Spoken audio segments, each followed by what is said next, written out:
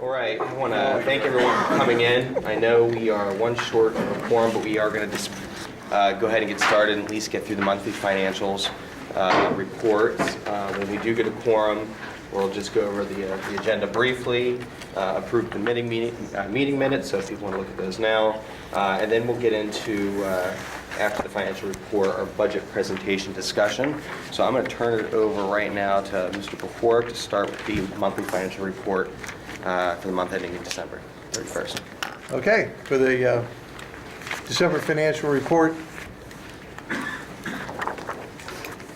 as we've had for the past several months, year-to-date revenues are running slightly above plan, expenditures slightly below plan. Revenues this month came in pretty much on target. I mean, within 0.4% of, there we go. Do you want to call roll and go? Yeah, it's call roll. Okay. Yeah. Mr. Peretti? Here. Mr. Brown? Here. Ms. Zarani? Here. Ms. Hudson? Mr. Jordan? Mr. Miller? Here. Mr. Miller? And Mr. Stewart. And we do have Board Member Hudson on the speakerphone. MJ, can you hear us? Yes, I can. Thank you, everyone. My apologies for not being there in person. No problem. Thank you for participating by phone. All right, folks, let's then dispense with the meeting minutes. You will take a look at those minutes. Do you have any questions about those? Move we approve the minutes. Give me a second. I second it. All those in favor of approving the minutes, say aye. Aye. Same sign for no. Okay? All right, minutes are dispensed. We'll move into the monthly financials.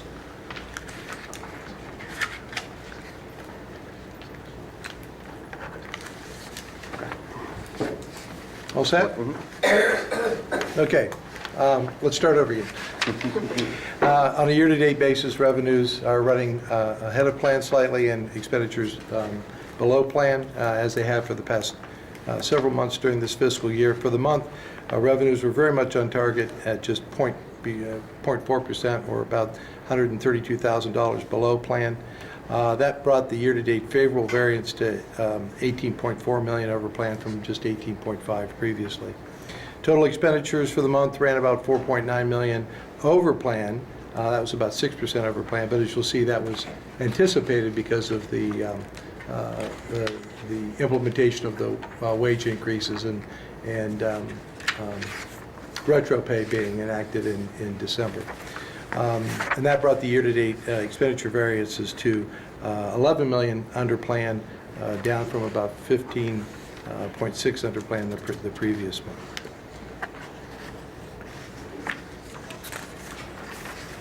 Looking at the individual revenue lines, property taxes, there were no changes from previous month. State aid for the month, pretty much on target, came in slightly under plan, about $419,000 under plan. And that's running now $1.4 million over plan. We expect the monthly distribution, as you look at the graphs in the MD&A, we expect the monthly distribution to level out now, and we should track fairly close to that. If we end the year within 1% of what we anticipated, that would be what we expect. Restricted federal grants is strictly a timing issue. It is still ahead of plan, but we expected the revenue to come in January. It actually came in November. So you'll see, if you look at the graph, you'll see that there's a large spike in January. When that doesn't occur in actual, then we'll level out and be right on plan at that point at the end of January. Property tax allocation, there was no activity this month and no real change from the previous month, therefore. On the all other revenues line, again, a slight change from $3 million above plan to about $3.2 million above plan. Now, the next largest receipt that we're going to receive that will be a huge determinant in where this line ends for the year is in the month of June, when we anticipate the Medicaid reimbursement. And that's a multi-million-dollar line item, item within that line. So we really won't know if this $3 million favorable will hold true through the end of the year until the end of the year, unfortunately. All other financing sources and the other lines of revenue, there was nothing noteworthy in that month for December. Going to expenditures, On the personnel side, as I mentioned earlier, for the month, it came in $6 million over plan, dropping the year-to-date variance to $4.1 million under plan from more than $10 million under plan the previous month. And that $4.1 million under plan on a year-to-date basis is within 1% of our overall plan for the month. So, and that would be a pretty good target for year end, so that if we've got January on out well planned out, now that we've done most of the increases in retro pays, then that would be where I'd want to end the year, about 1% under plan. We still have the most recent increases that the board approved for the supervisor and administrative groups, and that will happen in the second pay this month, which is coming up the 26th, I think it is, and then one pay in February. So that'll smooth itself out, but it's not near the magnitude of what we had with the other groups. So that should end up being, for me, while under plan, it's within reason. Purchase services and supplies and material continue to behave as they have in the past. On purchase services, the year-to-date variance is pretty much unchanged, but it does remain at about $3.3 million year-to-date under plan.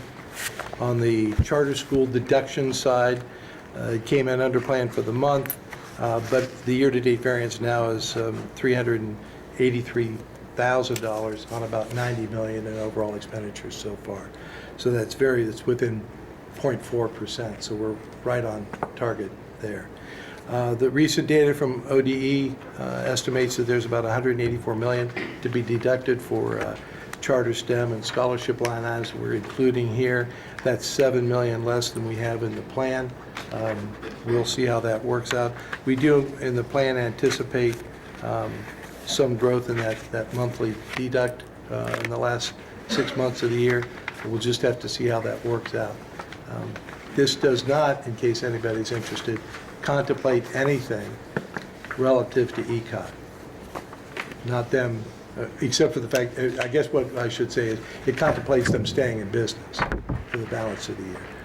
What happens if they go out of business, where the students go, what that does to us. I have a whole nother presentation on that you may want to see it sometime, but suffice it to say that the movement of those students is an expenditure item to us, not a revenue item.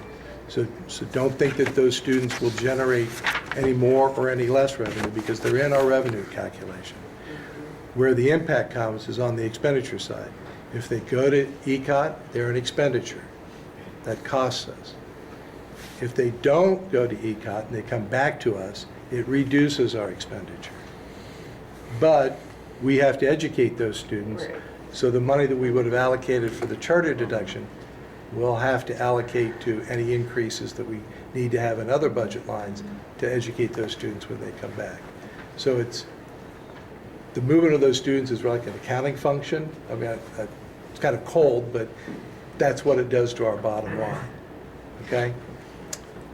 And I think some of this is outside of, Finance and Appropriations Committee. But Dr. Stanford, as this has been unfolding, there are a lot of questions I think the board and the community have when it comes to what are the scenarios that ECOT and say were to close its doors, what does happen to those children? And I would hopefully sometime soon, maybe at the one of our next board meetings coming up, that we could possibly have a short conversation of that, what it looks like, what to be expected, what are are there any issues that we should really be worried about? What does it look like across our buildings? Will they choose other schools? What's the likelihood of those things? What's the financial impact? What's the facilities impact? I mean, I think those are real questions that should possibly we should probably start to investigate a little bit at some point too. Definitely, Mr. Chairman. We've internally been working at that and looking at potential plans of how we would handle that situation if it were to occur. And so I think we would be more than ready to be able to discuss that with the board when the board is ready to discuss it. Yeah, I was going to say the same thing. I think there's been some planning already underway. Oh yeah, absolutely. And there may be developments that occur even before we have conversation. Okay. Okay, and also, just so you know, any conversations we have about how the recovery of funds from the 16 audit is going, or any recovery of funds from the 17 audit, we're arguing strongly about doing a recalculation of the formula, which is how it recalculates that expense. We made it perfectly clear, if my estimates are correct, if all of the students that they couldn't account for on a pro-rata basis, you know, were ours. If on a pro-rata basis, they are ours. I think it was, I'm sure I was quoted in the paper at about $6.6 million. And I've repeatedly said to the person and persons at ODE, I want my $6.6 million. I mean, they need to recalculate that formula. So we're pushing hard on that on the funding side, if you will. Okay? The kids coming back are going to have cash in their backpacks. Somebody's got it. Supplies and materials, as I mentioned, still running similar to previous months. Although it did come pretty much on plan this month, it continues to run under plan by about $2 million. The budgetary data, though, does indicate that it is almost fully encumbered. So this, again, remains to be a simple expenditure timing issue and liquidation of purchase order issue. So again, if it runs under, it runs under. We know it won't necessarily run over on that line. But it continues to stay pretty stable at about $2 million under plan. Capital outlay, as I explained before, I think we've taken a look at this in a previous month. If not, I've included budgetary data here again. We had anticipated about $2 million of expenditure in the original plan, and we have at this point expended in excess of that. A lot of that has to do with carry forward purchase orders being liquidated and paid out. Also, there's been some budgetary movement to move budget authority from other line items into capital outlay. No movement that required board approval, but we have seen some movement in that category. So if you would imagine that folks may have moved money, budgetary authority from purchase services or supplies over to capital outlay, that could account for why those lines run a little bit slower, and this line runs ahead. The exposure here for the year, if you look at all of it, is about $4.5 million. But typically you don't expend all that you've encumbered by the end of the year. So in any case, at least we've got our eye on that. The debt service related line, we were spot on, mainly because debt service occurs on 12/1 every year religiously. I mean, that's when it happens. So, and we know what the number is. The slight $49,238 that it came in, I think, under plan, was a rounding issue. I didn't put in 49,238 in the number, we just rounded down. And on the balance of the expenditure lines, there's nothing noteworthy going on in the month of December. And that would conclude my report on the financials for the month of December. Thank you, Mr. Treasurer. Do we have any questions about the monthly financial report?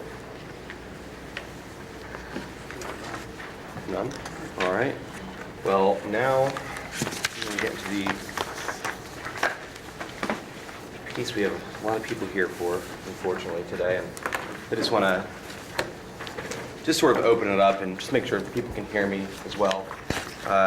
You know, this is a really tough situation that the district finds itself in anytime that you have to have these conversations, especially when this comes directly from a stroke of the pen at the State House overnight. And it's detrimental. It's detrimental to the gains that we've made and the progress we've made as a district. This thing makes our work hard. You know, we don't have a steady funding stream that any other institution would need to operate in a normal sort of way. We're always sort of left in the dark. But as last few years, as we've sort of developed our finance process, and it's changed and it's gotten better and more transparent, we've gotten more detail, not only for ourselves, but for the public. in the community at large to understand, look, this is what's going on with the money, these are the reasons why, this is how it comes in, this is how it goes out. We have to get our allowance from the state, and then we have to ask property tax owners for a piece of their money too. It's a very awkward situation, but that's what we have to deal with, and that's the reality of the situation, and is why we should also be pitching our story to the legislature as well, and we have been. But today, we are getting into a situation where we have to start looking to the future and what we need to do as an institution, as a district, to make sure that we can continue to deliver high education, to continue to do the things that we've been promised to the public, and to continue to needle forward. But it's a very difficult piece that we have to do. And in that light, this is the first time that this committee has really dealt with an issue dealing with budget reductions, looking at the 5-year forecast, how that impact is, and what that means. Because in the end, it comes down to eventually come back to a levy at some point in the future, and how much is it going to cost? And that's the tough thing that we really have to face. So this is a way for us, this first step right here, this is new. And we're going to go over a few things, our treasurer, our administrative folks, and a lot of the folks back here that will be coming up to sort of talk through sort of what some of the recommendations are, just a sort of starting point right now that we have to start looking at. And a lot of these things are sort of moving targets. We have to dig deeper, but they're moving targets, and especially when you get into those out years as well, things could really change, but we have to start making some changes right now. What I expect, what we've been talking about, is going through this presentation, looking at what's recommended. There's also a list of things that are not recommended, and those are things that you could do. It could take you out of compliance, but you could do. There are other things that you could do that we'll get into more conversations yet. But what we're going to do is start this at a high level here in this committee. We're going to present this sort of same information, maybe a few tweaks and the way that it's displayed and the way that we show this to folks, and how it looks on the forecast or whatever it is, how it's sort of displayed. We're going to tweak that a little bit and bring it to the board next, I think the 23rd, I would imagine. And then after that, the board tentatively is going to have a work group discussion, because a lot of these things there are some really big board decisions that have to be made. We can make some recommendations and talk about some strategies in the committee, but the board's going to have to make some really big decisions that they are there to do. And we encourage you to come, not only if you have free time to come to the Tuesday meeting, the board meeting, but to come to the 30th work group session of the board to kind of go over this recommended and it's not recommended, what the implications are, what are the questions we have, what's going on, and sort of ask those really deep sort of questions, give our team some time. And then I'd like to have this come back, and let me look at the calendar again. I'd like for the Finance Committee, if you could take a look at your calendars, to come back maybe on that first Thursday of February, because we have some deadlines here. We have some contractual deadlines, which the treasurer and our folks will get into, that we have to start planning for. So we have to make sure that we not only discuss this as a board, bring this back to the Finance Committee, and that way things are set for the first board meetings of February to give all of our folks time to plan for the future. But we also want to make sure we do our job. So we're going to try to tentatively kind of keep on that schedule. I'm going to turn it over, but I also want to thank everybody for the time that we've been building this district, things we've been able to do, and especially during this interim period right now that we're going through. And it's, thank you, everyone that's been continuing the things that we've been doing really successful in this district, and how we have to be smart about the future. And it's going to help us, it's going to make us stronger. And so I just want to thank all of you. So with that, I'm going to turn it over to Stan and our folks over here to kind of start going over this presentation. We'll have some people come up, and what I'd ask you all to do, though, is to save some questions, write down your questions now. They may be answered in further parts of the discussion, but that way at the end we can kind of get all that. There could be a lot, there could be a little, but I wanted to get through the full presentation first before we did that. So with that, I'll turn over to you guys. Thank you very much. Okay, thank you, Mr. Peretti. As typical, or maybe not typical, I have prepared remarks, but I can't resist the temptation to just say this is the time to begin the discussions. The purpose of a 5-year forecast is to give you that long-range picture, to give you the trajectory of where the financial position of the district is going. And it should be an early warning signal that you need to make some changes, whether they be revenue changes or expenditure changes. Some changes can occur quickly, others require much more deliberation and time to implement, either because you as a board or the community need more time for input, or because from a operational standpoint, you simply can't implement certain things until a school year away, which could require 18 months to 2 years to perhaps implement something. So it is now the time to begin these discussions, and I think this is a great step forward in addressing what we see as a forecasted deficit for the district in the financial forecast. So with that, I'll begin with this. For the past 6 months since the passage of the current state biennial budget, our district's leaders have repeatedly talked about the looming negative impact and devastating effects the current state budget has on our financial bottom line. Today, Columbus City Schools will start to better understand those impacts in real terms as we begin the difficult discussion of budget reductions. Please allow me to set the stage and remind the committee of our forecasted financial position, and then I'll turn the presentation over to Interim Superintendent Dr. Stanford to explain how we have identified potential reductions while protecting our core curriculum efforts. As this committee is well aware, the state continues to shortchange the students of this district by capping the district's state aid at an amount significantly less than what the state funding formula promises. The state funding cap now robs our district by as much as $110 million annually.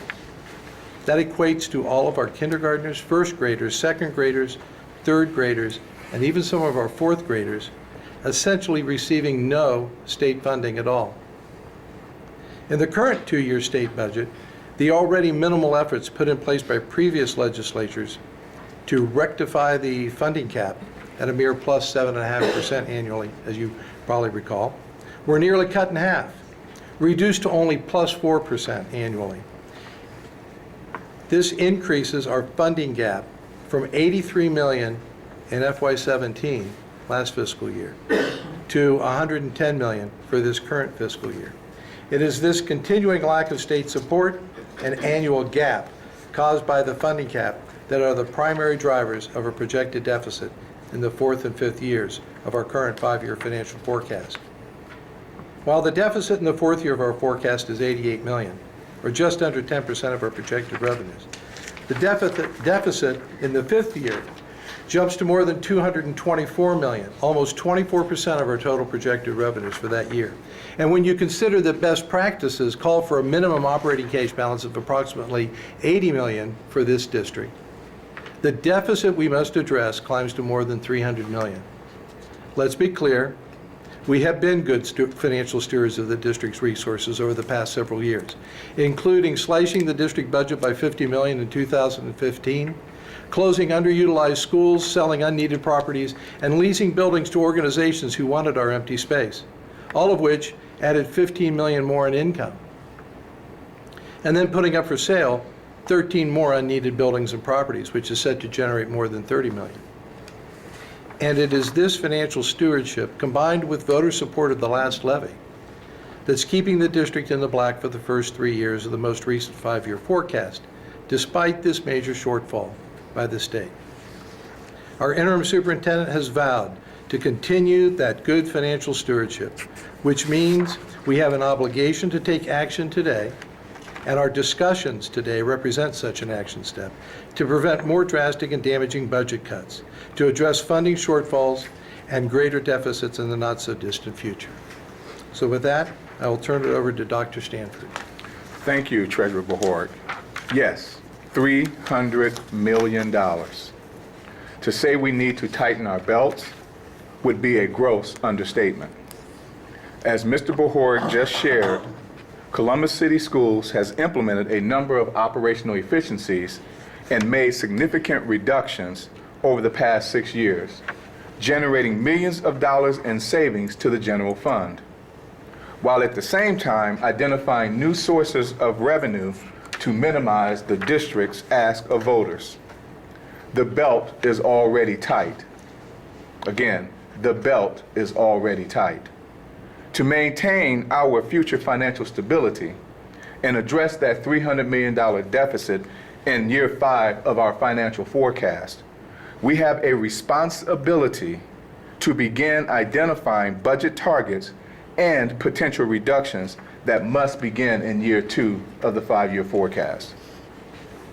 Simple financial planning reminds us that a $1 million cut in operating costs in year 2 multiplies to a $4 million savings in year 5. To begin identifying our potential reduction goal, we first established a set of guiding principles made clear to us from the Board of Education's direction and their commitments to Columbus taxpayers. We knew we needed to identify enough reductions that would prevent the district from having to come back to voters prior to calendar year 2020, keeping us on the 4-year election cycle.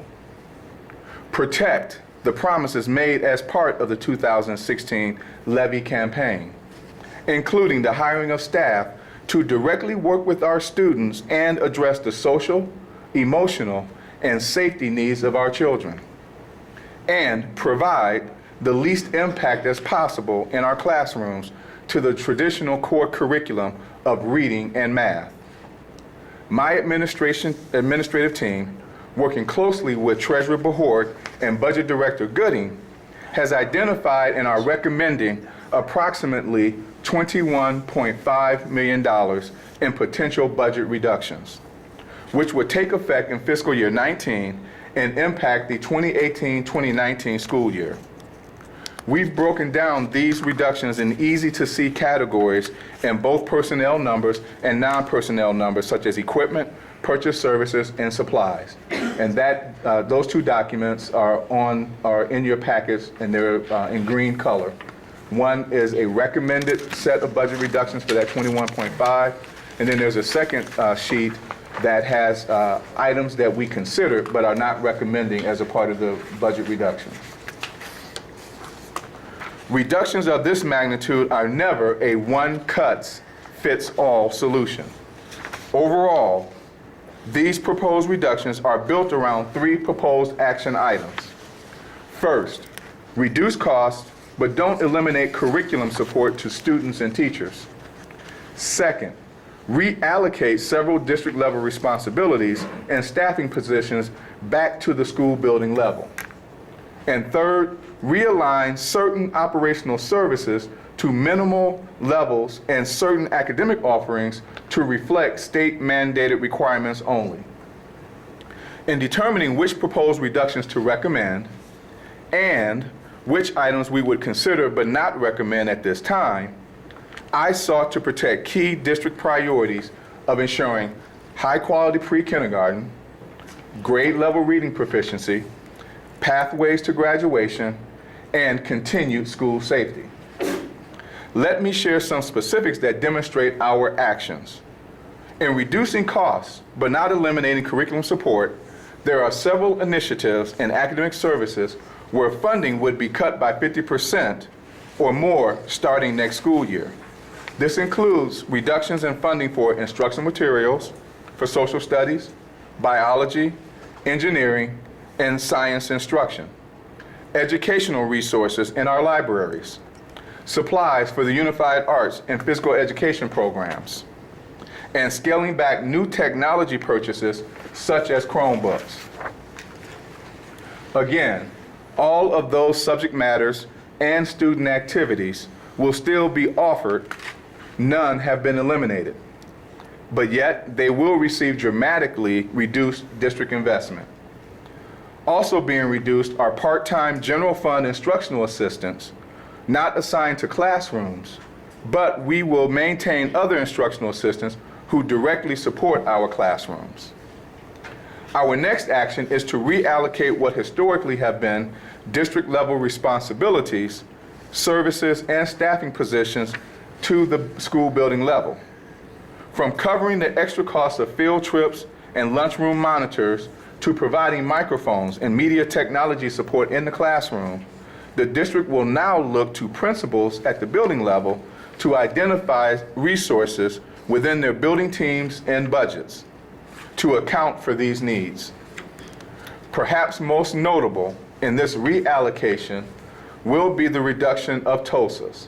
And TOSAs are teachers on special assignment who have traditionally been assigned in our district to coordinate curriculum such as science, world languages, unified arts, and reading recovery across our buildings in the district. This reallocation will also impact the number of TOSAs assigned to coordinate internships in our high schools. Buildings will be responsible for coordinating these efforts more regionally and take on the responsibility of providing reports back to the district level. And this is consistent with our ongoing efforts to instill site-based management within the district. Finally, there are several proposed reductions that realign many of our operational services to minimal levels and realigning certain academic offerings to reflect state-mandated requirements only. Some of the action items under this effort include reduced mail runs, elimination of our leadership intern program, and minimized professional development.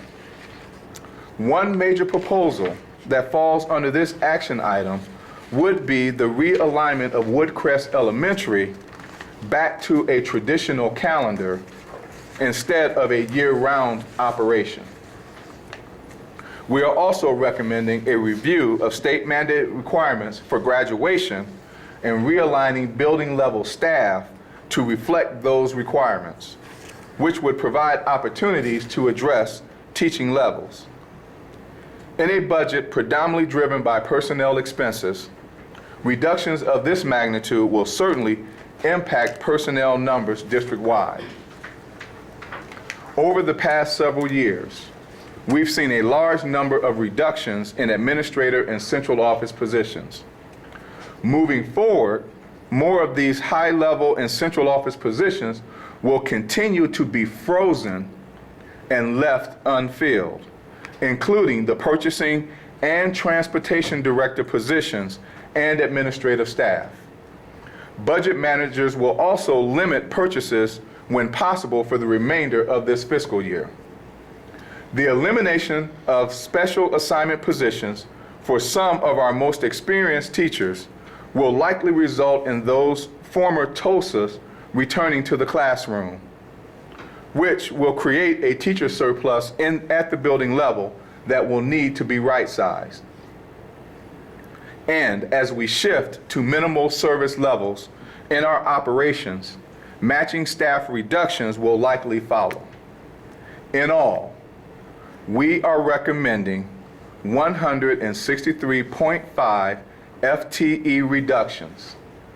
This is a combination of certificated, classified, and administrative positions. Let me pause in my comments just a moment to allow our district chiefs to provide some additional perspective and a closer look at the impacts of those proposed reductions on their teams. I have asked each of them to keep our discussion at a high level at this point of this presentation.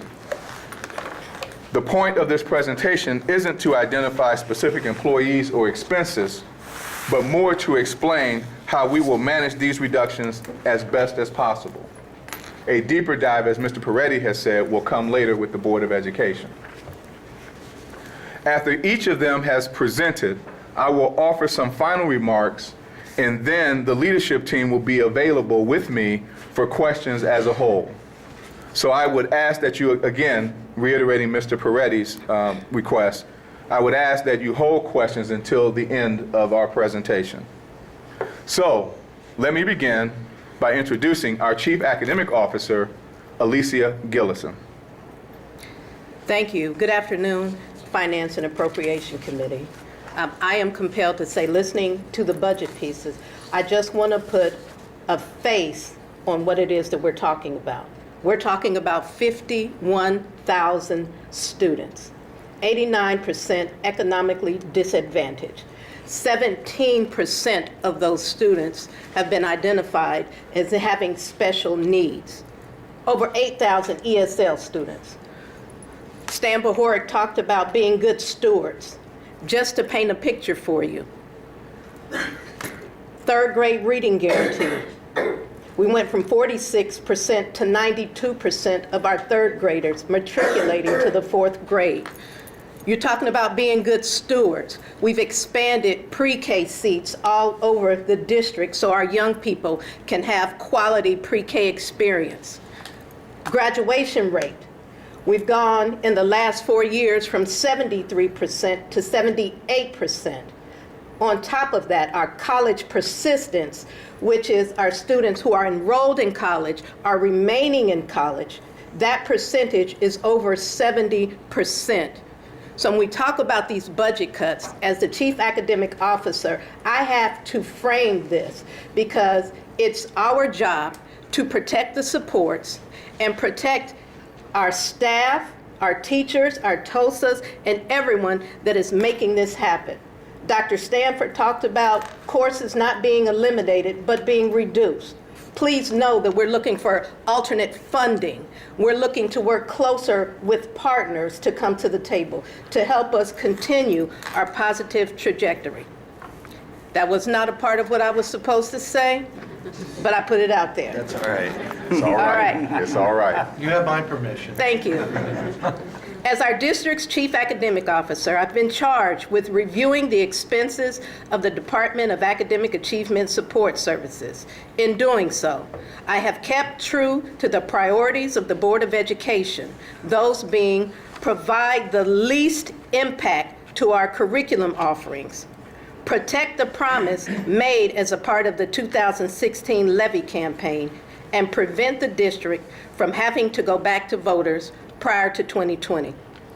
Additionally, my team reviewed the department expenses and identified items in categories. What things are mandated by the Ohio Department of Education? What are required by federal or state statute? What has been identified by board policy? And what is required by negotiation agreement? We also considered and prioritized expenses that positively impact our students' ability to be ready to learn upon entering kindergarten, able to read on grade level by the end of third grade, and our students' successful graduation from high school so that they are ready to enter college, ready to enter the workforce, the military, or even start their own business. The Department of Academic Achievement Support Services has identified more than 130 different current expenses for consideration for reduction, totaling almost $15 million in savings. As Dr. Stanford shared, the non-personnel expenses for consideration consist of purchased services, equipment, instructional materials, but we're going to continue our focused efforts on strengthening teaching and learning in English language arts and mathematics.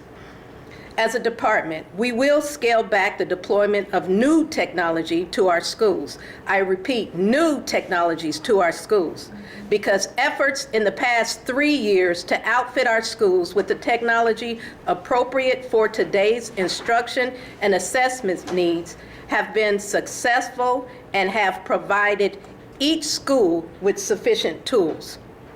Regarding personnel within the Department of Academic Achievement Support Services, my team has identified 153.5 full-time equivalent staff positions. As stated earlier, these positions include classified and certificated staff. Though I realize that these recommendations will impact the experience our students will have each and every day, our department remains committed to utilizing the resources we have to provide a quality educational experience for each and every one of our students. Our budget managers are looking at their current budget to repurpose dollars for supplemental text and materials. We're looking at alternative funding. We're working with our partners.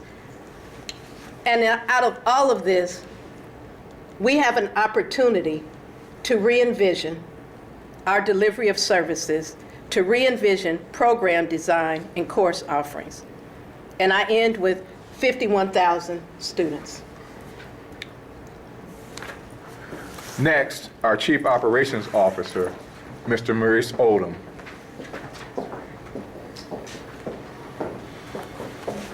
Good afternoon. Business operation has a total non-personnel budget of nearly $49 million for fiscal year 2018. For fiscal year 19, we are recommending budget reductions totaling nearly $4 million. This reduction would be a combination of $2.5 million in non-personnel costs, or about 5.3% reduction in non-personnel costs, and nearly $1.5 million in personnel costs. These reductions impact departments all across business and operation. To give you some detail, the non-personnel reductions for business and operations fall in three categories: equipment, purchase services, supplies and materials. Under equipment, nearly $250,000 could be saved in information technology by freezing the purchase of any equipment or replacement equipment, as well as the purchase of new laptops for college students and College Credit Plus program. Under purchase services, we have identified more than $2 million in reduction. Our capital improvements team will reduce their general fund expenses using capital funds. Information technology will reduce outside contracted managed services with staff acquired through the most recent levy, and reduce the consultant contracted amount for E-rate program. Additionally, our transportation department will reduce the number of CODA passes we purchase for 11th and 12th grade student internships. It will no longer provide transportation to and from PALS program. Finally, we will look to realign certain expenses under our food service program, which is self-supporting. We are proposing that food service funds are charged for utilities that are used by school kitchens. And in supplies and materials, we will reallocate the cost of some software subscriptions and cut others that we can learn to do without, bringing us nearly an additional $40,000 in reductions. Thank you. Our Chief Accountability Officer, Dr. Michelle Klein, is next.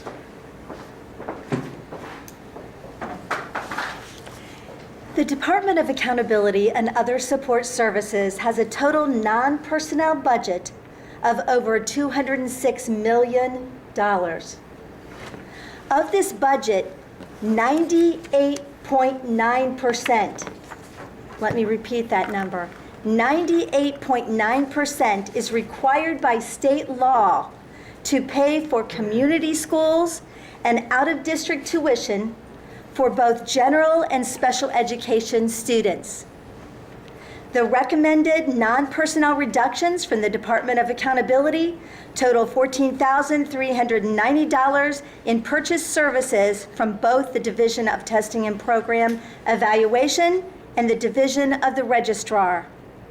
The personnel reduction recommendations total $222,439 and are comprised of 3 classified personnel. While these recommendations will impact our department, we will work together to ensure that all personnel reductions will not have a negative effect on our excellent customer service for our students, our staff, and our community. Thank you. Next, Chief Financial Officer Stan Behort will now share his remarks on his budget reductions.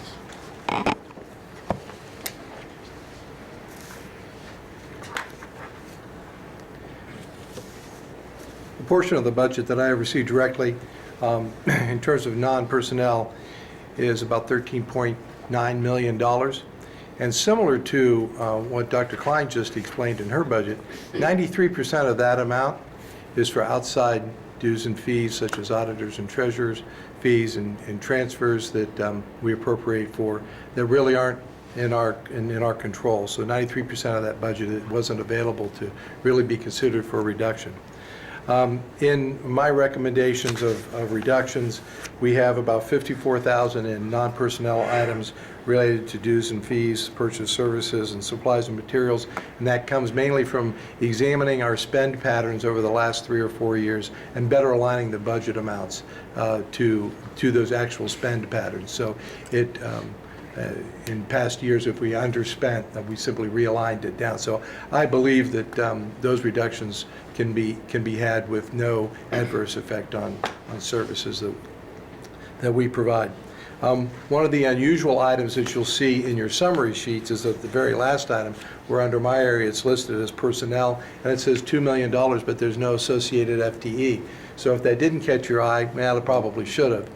And what that has to do with our evaluation of how we fund the payment of workers' comp. And as we look at, that's handled in our terminology through an agency fund, and we have a rate that we assign in payroll to charge all of the accounts, all the funds for workers' comp. We have looked at that and decided that we could reduce that. I think it's a certain percentage points, and that should amount to about a $2 million savings each year. And that's simply because the fund is sufficiently funded at this time. So that's no impact on operations, no impact on FTE, simply a change in the funding mechanism. It's a one time, or does it roll? It'll roll. And finally, Find more of those. our internal auditor, Carolyn Smith, will share remarks of her budget reductions. Thank you, Dr. Stanford. The Office of Internal Audit has a non-personnel budget of approximately $150,000.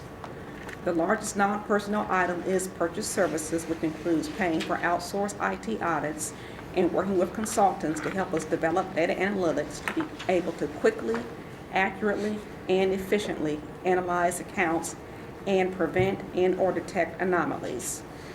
The Office of Internal Audit is reducing our ACL data analytic consulting budget by $5,000.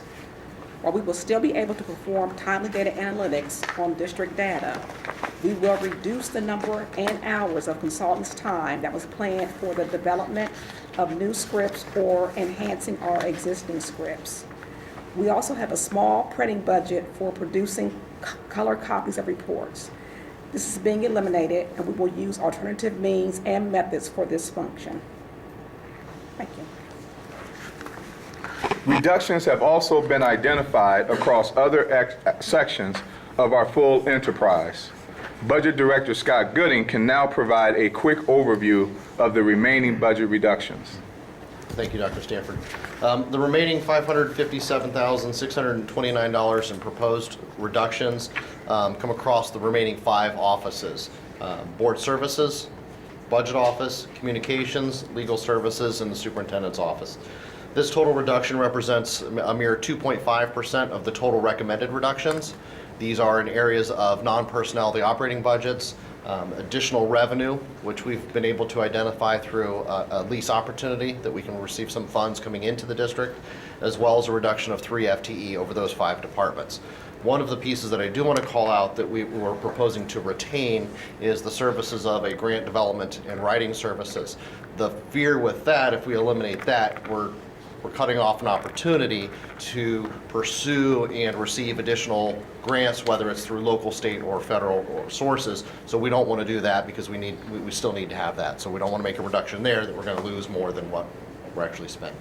So those are the remaining reductions that we have. Thank you, everyone. Make no doubt, this $21 million in reductions would have an impact on the district services to our students and families. And these cutbacks would be felt in every school and neighborhood across the district. But at the same time, these recommended reductions would multiply over the course of the 5-year forecast and significantly close our projected deficit in the 4th year of the 5-year forecast. Moreover, they would have a measurable first impact on the $300 million deficit in year 5. As tough as these initial reductions would be, we can manage for now, thus providing the board time to identify additional opportunities to address the forecast as well as work on improved state funding with the legislature and a new governor next year. On that note, let me close with one final potential area for resolving these shortfalls and perhaps preserving more of our current services and staff. And that's to re-envision the traditional services and historical educational opportunities we provide today. What if we were to re-envision what the school choice map in our district looked like moving forward? What if we were to re-envision transportation so that we reduce the number of long routes running from one side of the city to the other side of the city? What if we re-envision our current inventory of schools and move forward with recommendations of our facilities master plan to close more under-enrolled and outdated buildings? Millions of dollars in savings could be realized if we are willing to have some serious policy-level conversations on these topics. Our team stands ready to assist in further calculating the potential financial returns on those conversations, recognizing that every $1 million we save is 10 to 15 full-time teaching positions we do not have to reduce. I appreciate our board leadership and members already expressing a willingness to further explore those conversations. We know that some of our re-envisioning proposals would take time to implement, but the time for re-envisioning is now. Thank you, members of the committee. We are now open for any questions, Mr. Chairman. Well, I want to thank you. I want to thank everyone for coming in and participating in this. I just have a quick question about our levy promises and the positions that we added to the various wraparound services and the schedule that we said that we would adhere to on putting forth those services. Where are we at now with that, and is that being changed at all whatsoever? I will turn to our budget director, Mr. Gooding, to respond to your question. We have not altered the plan at this point, because that was one of the priorities that Dr. Stanford talked about. The levy plan accounted for 324.5 FTE to be added to the district between FY17 through FY21. FY17, we did add 39.5 FTE, and the current fiscal year in FY18, we've added 103, bringing that total to 142.5 that have been hired so far. And so what do you have generally a breakdown of the next few years and how that's supposed to look? The next 3 years, 19, 20, it'll be 21. 182 positions over the next 3 years.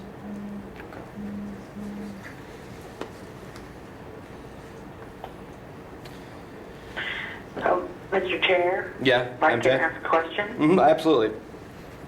Thanks everyone, and it's still pretty high level,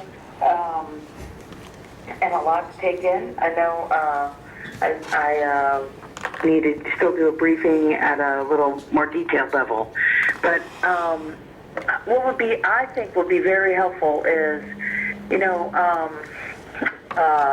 was a good trailer at the very end, that we can have additional episodes, can turn this from a nightmare to maybe a much better show. And I'm intrigued by that. I think we need to see more about those possibilities.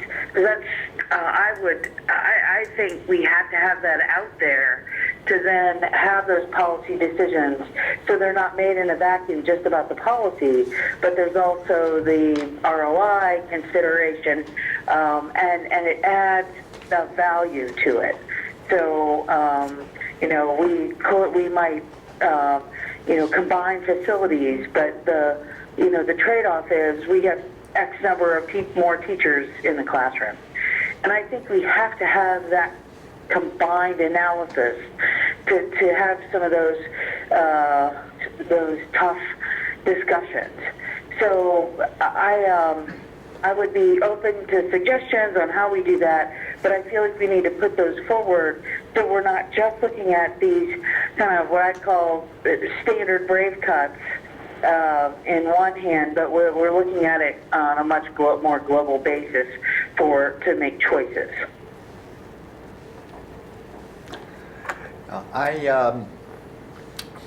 Mary Jo, thank you. And I very much appreciate the way that you phrased all that, because it's just what I've been thinking, and I don't always say things quite as gently and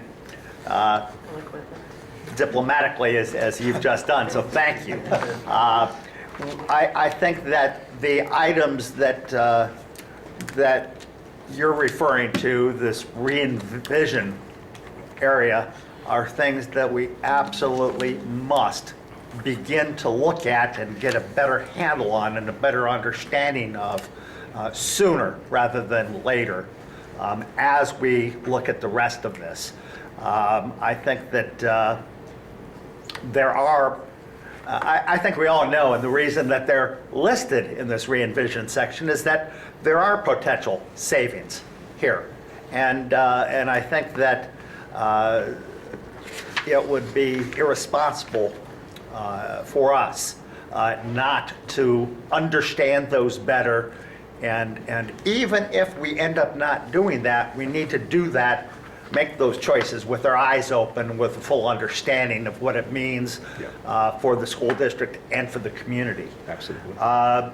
You know, with respect to the items that have been gone over, you know, the overview, the big picture look is good, and I'm anxious to delve in to better understand what each of those areas really means, including not only those, but the second list, the list that is not recommended. You know, what are those things, and perhaps to consider for some of those, potentially moving them over. And the last piece is really more of a process question. That's something that I've always had lots of interest in, and I think for something like this, it does require educating a lot of people as we go through this, and educating not only our board and our leadership team, but making sure that we have folks involved in the process at the building level, having staff throughout the district understand these things, participate to some extent, and you know, I haven't asked you to describe all of the process that's been done to date, but making sure that folks at every level have an opportunity to try to identify areas of potential savings, and to get involved in that. Because as we move forward through this, clearly there's going to be some pain. It is a painful process, but if we don't incur some of that pain now, there's going to be a great deal more when we get to it down the road, and we will.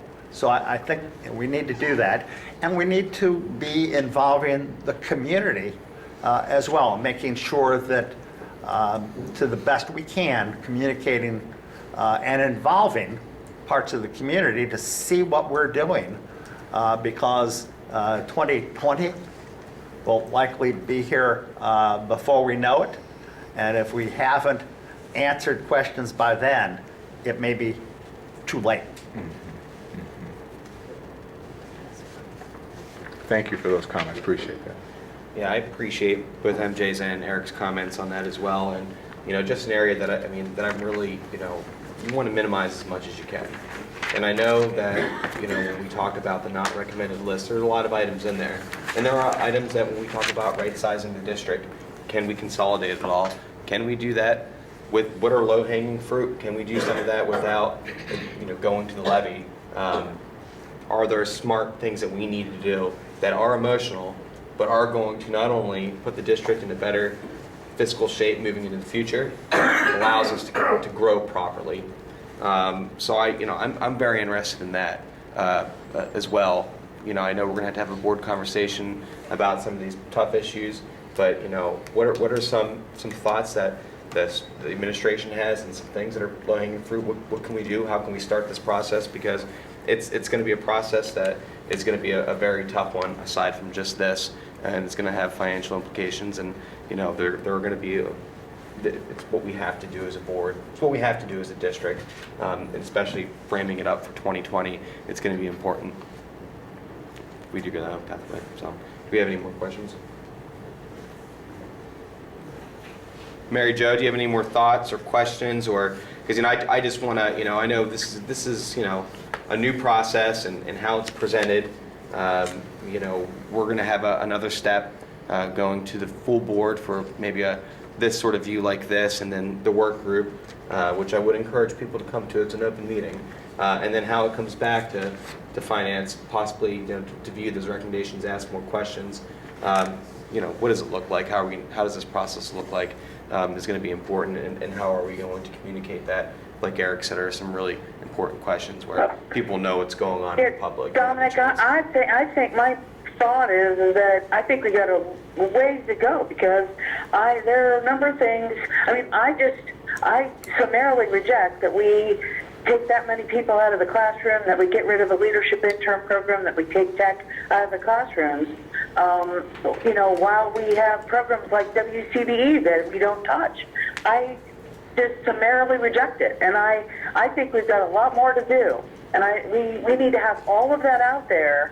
No secret cows. I saw not one cow marched across here and dealt with, and I really feel like we're going to need more than just a couple of meetings to do this. And I think it's not even the meetings; it's how it's presented and what it's out there, and those are the choices. So I guess I don't want to. I'm not going to give up on the classrooms because I think we've got a lot of cows still out in the pasture.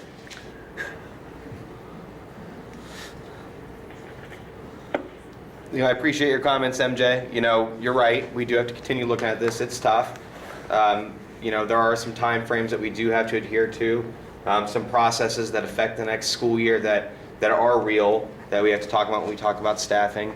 Yes, it's an ugly reminder that these are tough conversations that we need to continually have, and that's why we're here to say, hey, look, we need to continue having these conversations. But there is a sensitive timeline to a certain degree for us to make some movement forward. And yes, it may not be the best, and I understand where you're coming from. No, but we have known, and I reject the notion that time's up and we got to decide right now. This is the first we've seen it, and we see it as a very summary proposal. And so I just say it's not enough. It's not enough, and it's not enough, and there are no choices. And I think we can do. I throw another one out there, and that is, there's very little. There's really no reference on purchase services, on purchase legal services. Or what are we doing to bid that out, or to limit those services, or do we have reduced rates? I mean, where can we save? There's so much to still do, and I know the folks have been working on this for a while. So I just feel like we have to do more. We can take folks out of the classroom, right out of the chute. Mr. Chairman, if I may. Please. We definitely agree with Board Member Hudson. This was just intended to be a high-level introduction to start the process. And as Mr. Peretti has already indicated, we know the board is having conversations about a much more in-depth dive into the numbers, into the programs, and into the different programs that have been identified as a part of this recommendation at the January 30th board meeting that has been put on the schedule. And we know that the agenda is still being worked on for that meeting. But the administration is looking forward to having a much deeper conversation about these reductions, not only with the board, but with the community as a whole as we move forward. As Mr. Peretti said, But the point is, my point is that, this is just about stable reductions. And we asked a couple months ago, about, thinking outside the box, looking at this. We shouldn't do that at one meeting. We shouldn't do it at just one meeting. And especially like just on the 30th, it's a special board meeting and that's what we're going to do and decide it all then. It's just maddening. It's just maddening. well, So I'll take it offline with you guys, and I'm so sorry I can't be there, but in person. But also, darn it, we've got there, and I hear some good things in there, and I hear some innovative changes, but also, we shouldn't start by taking folks out of the classroom. Let's close some high schools. Let's do. Where's the bigger savings? Let's do it. Let's be bold about this. Well, Certainly, I think cutting board travel will at least save one teacher. Let's do that. But really, truly, it's just way too high level to really get my arms around. But also, I don't see a lot of choices in this in a way that it's helpful for this committee or anybody else to really provide evaluation of it all. Mr. Chairman, Board Member Hudson, I guess at this point, I would ask that, you give us the opportunity to roll that out to the board at the meeting on January the 30th so that you can see the full picture that you're looking for right now. But understand that we're not asking, That's why we would talk about it here at the Finance Committee meeting first. Because it's like now we're going to send just the unbaked cake to the full board. And we had a chance, and we should, this was a lot of high-level talk and absolutely no content. But Ms. Hudson, That's what's frustrating to me. The board meeting on the 30th is not for you to make decisions or the board to make decisions. It's to roll out the greater detail for you to review for the first time. We're not, as an administration, we are not asking for a decision by the board on January 30th.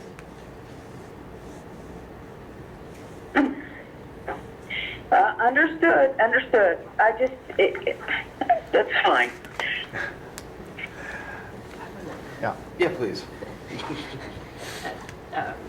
As a follow-up to our last meeting where we looked at district-wide energy use, this would maybe be a good time to look at an overall analysis and recommendations. Now that we have that data, can we use it to make some decisions? And if things are implemented in early years, then there may be more payoff. Mr. Chairman, I'm not sure how to pronounce your last name. Zorana. Yes. Zorana. Yes, we are looking at issuing RFQ to receive proposals on an energy management program, one that not only looks at the technology side of savings that we can make, but also look at behavioral savings that we can make, because as we know, a major part of energy savings come from behavior management of the facilities. So yes, we do have that, but again, we didn't include that in our recommendations because that's going to take time to develop the RFQ. It's going to take time to go through the process, to hire somebody, to then have them analyze our facilities, and then make recommendations from there. And that's going to be a several-month process, which will be too late for the budget process. But that's a point, so we have some proposals like that. We identify what the expected savings is. So what if we show a deficit then in year 5? We come up with a timeline to work on those things. Yes. But I'd rather do that than tell the community that we're getting rid of teachers in their classrooms. I just think we can do this. We can do this, and I just would I don't want the budget timeline that backs into the May forecast to stop us from doing this thinking in a big way.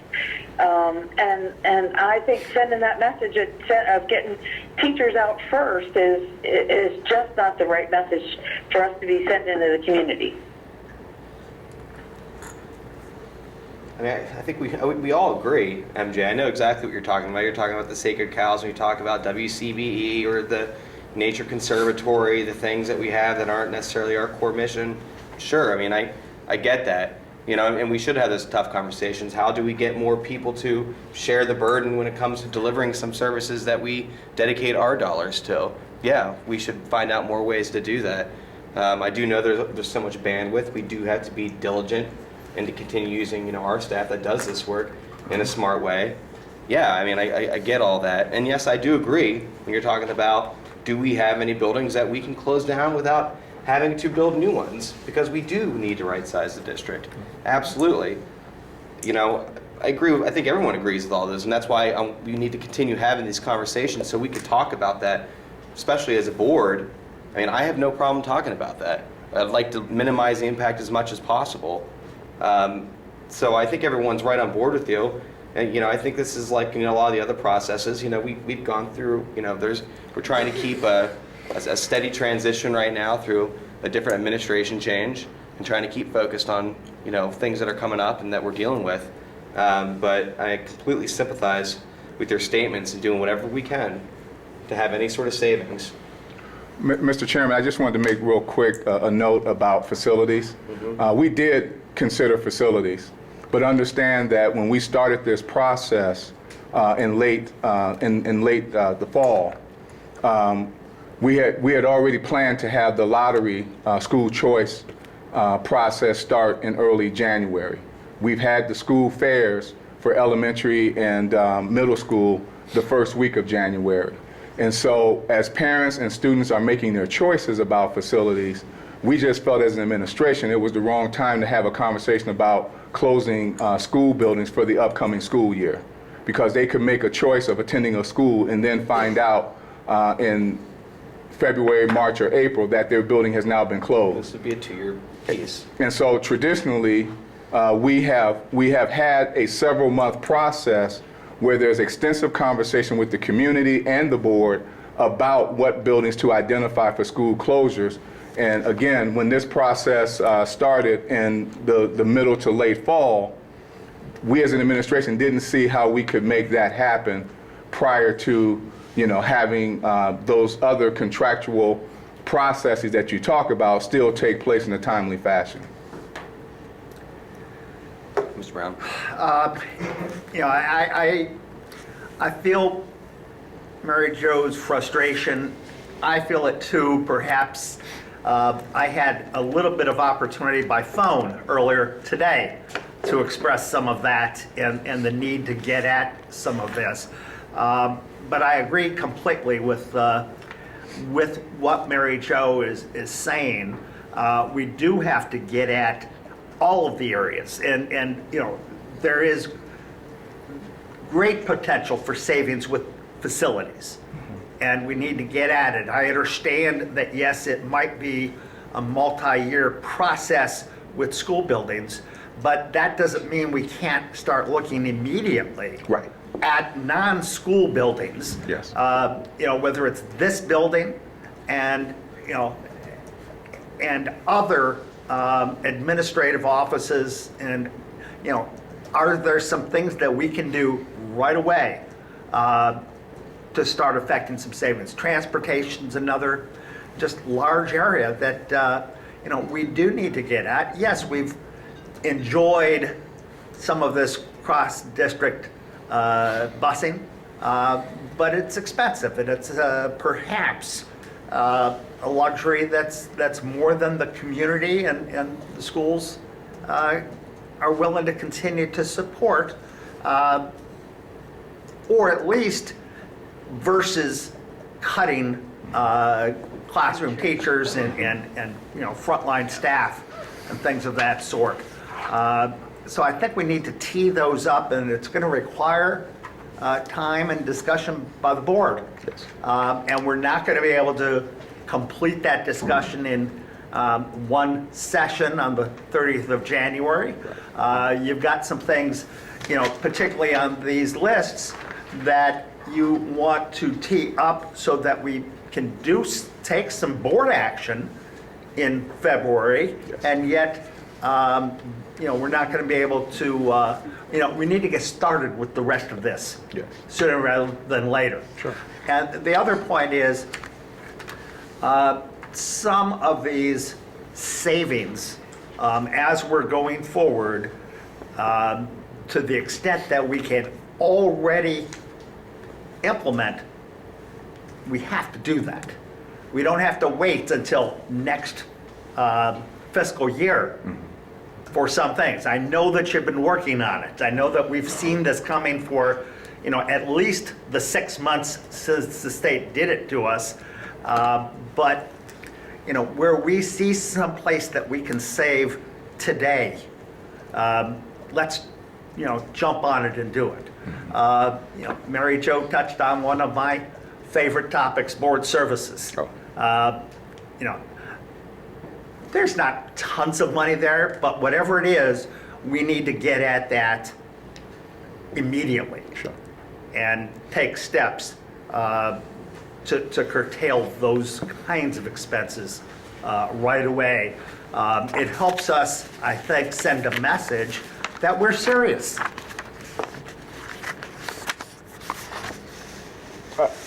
Mr. Chairman, Mr. Brown, yes. I think the first comment about facilities and about administrative facilities, I just want to remind You can't use those dollars unless it's capital. Well, no, I just want to remind the board and the committee members that we have already closed a lot of administrative buildings. Neal Avenue being one, the General House being another one, Northgate, which is now a school that houses our 3 through 5th grade students in the northeast area of the city. So, as we've already presented in our presentation, we've already made decisions over the last 3 or 4 years to address some of the inefficiencies, if you will, in our operations. And administrative sites is one of those things that we've already done. And those buildings have all, except for Northgate, Neal Avenue has already been sold. Shepherd Center has been closed for a couple of years now. So there aren't very many administrative buildings left, is what I want to make sure everybody's clear It doesn't necessarily about. help us going forward to identify the things that we've already. No, but I just want to be clear. You asked us to focus on administrative sites that we could close down. I just want to make it clear to everyone that has already been done, and there aren't very many administrative sites to assess. And know that we did look at what buildings we already do have that could be further consolidated by looking at where, especially those operations that have instructional center staff in them, maybe we can relocate them to school buildings and still have additional administrative site reductions. So I just wanted to make sure that there was a complete picture of where we currently are and what opportunities may still be left. In terms of facilities recommendations, it is our strong recommendation as administration that we do use calendar year 2018 to have that conversation, and that we do have recommendations for the board to consider and possibly adopt by late August or early September, so that and we're not talking 2 years down the road, we're talking that those recommendations could then be a part of the fiscal 19-20 budget year. Because again, this budget that we're talking about is for the 18-19 school year. And so closing a facility down now in this, either between January and April, has a number of complications associated with it. And so that's why our strong recommendation as an administration is that we have that conversation during the spring and summer of 2018, have a recommendation for the board to consider for the late summer, early fall, so that can be a part of the budget conversation for the next year. And then lastly, you mentioned board services, and I just wanted to draw everyone's attention to the recommended budget reductions There is an entry for board services of $32,150. As a part of our presentation, we did not mention that reduction to board services is a 23% reduction compared to the previous year, and it does include reductions in conferences and travel and also in printing. The budget for board services is not that big of a budget, but there is some reductions being proposed as recommendations as a part of that budget as well. And I'm just offering that as a way to provide a complete picture of exactly what we have recommended as a part of this recommendation. Any more comments or questions? Anyone at this point? I mean, we do have a lot of work to do. I mean, MJ, you're absolutely correct.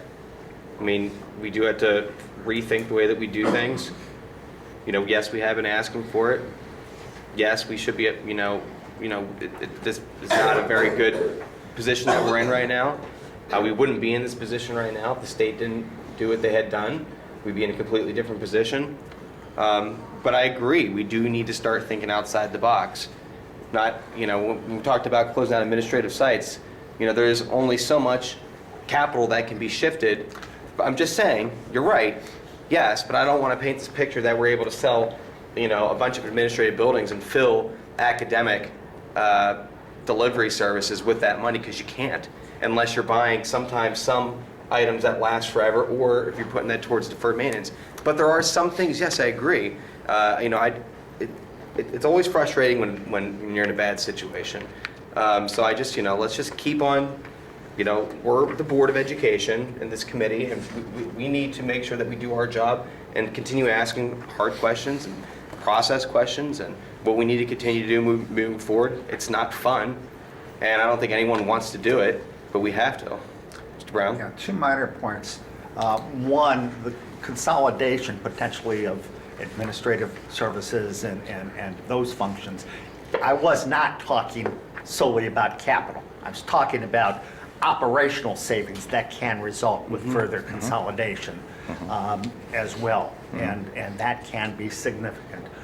Secondly, and this is more of a very general point, and I guess more wishful thinking than anything else, but having served on a school board through the 1980s, a period of declining enrollment, where my colleagues and I at that time took steps to scale back the size of the operation facilities as soon as the enrollment numbers allowed, never having to get to financial concerns to drive that.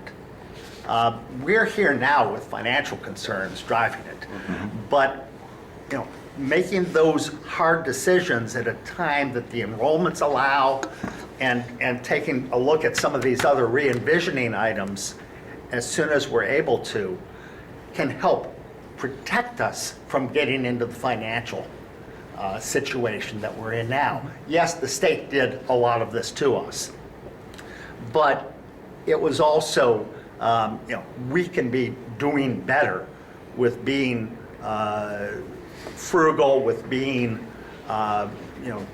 good shepherds of taxpayer dollars on our own, without financial circumstances necessarily driving that. And I think we can continue to do better.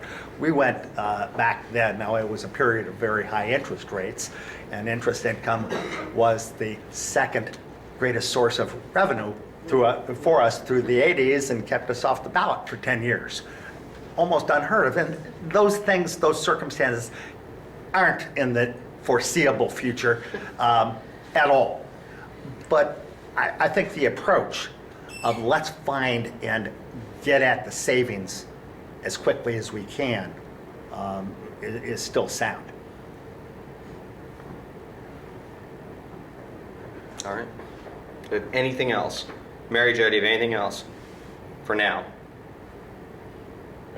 Well, this is I just, again, as a finance committee, at least a member, recommendation to administration, and as this goes to the board, there needs to be a lot more detail on the conceptual movement and also on the choices. There's very little information provided in what's here, so I would take this presentation as is to the board, or further to the community. But the other thing is that I think the lens needs to be much wider, and I just I had really expected a much wider. We've been talking about this since we knew about since the state budget was passed. So just the lack of detail at this late time for me is it's just very disappointing, and I know we can do better. So I look forward to that. Treasurer? I'm good. Anything else? All right, folks, this is a first step. It's by no means the last step, by no means a perfect process. It is the first time we've gone through this. Yes, we have known about this. Yes, the public and the board in this district does want to dive deeper, and we expect to. And that's why, we're trying to set up some parameters, and if it feels late, it's we're getting on it. We're going to continue to get on it. And we're going to get more detail on this. We're going to be able to have tough questions. I have a lot of things that I want to explore that I know that we can do differently. But it's not easy. I just want to thank everyone, first of all, for helping with this process and making it better, so that in the future that this district doesn't find itself in situations like this. But this is just a first step in a long process for a lot of things that we have to behaviorally change. So, with that, any other questions for the good of the committee? Just to thank everybody. I know it's been hard work, a lot of work, and I do thank you for all that. Don't let my comments and frustrations take away from that, because I know what's been done is not easy. You're welcome. Thank you. With that, a motion to adjourn? Do we have one? So moved. So moved. All those in favor, say aye. Aye. All those opposed, same sign. We're adjourned. Thank you.